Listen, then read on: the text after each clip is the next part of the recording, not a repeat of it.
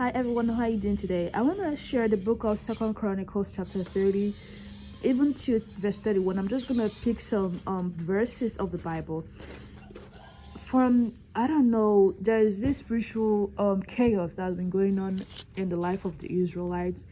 This king will love the Lord and worship God and follow God, and people will enjoy his leadership. And then when his son or their descendant comes up, they either worship idols or forget God along the way, and lead the people to sin, and the wrath of God will fall on them, and they'll go into war and then get captivated, become captives of war because of the wrath of God and all that. So in verse 30, Hezekiah was one of the kings that ascended the throne after his father died.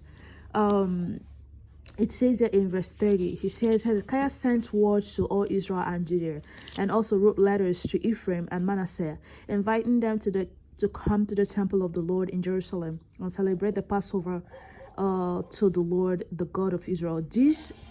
They have been failing God so much so that the ceremonies they were supposed to be conducting on specific dates were not actually adhered to. So Hezekiah was one of those people that loved the Lord with his heart, and he decided to go back to the formal commands of the Lord, which is to celebrate the Passover of God.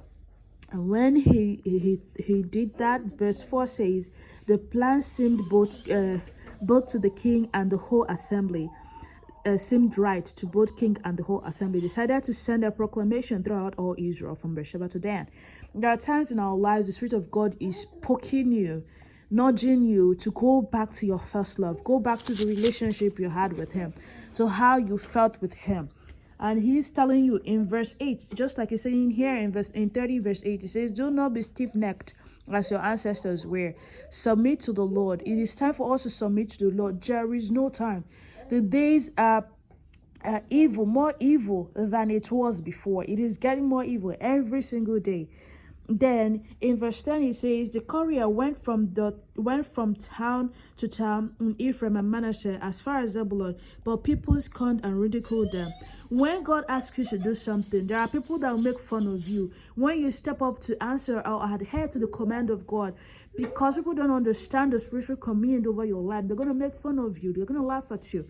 But in verse 11, this is what you will do. Nevertheless, some from Asher and Manasseh and Zebulun humbled themselves and went to Jerusalem. It's time for us to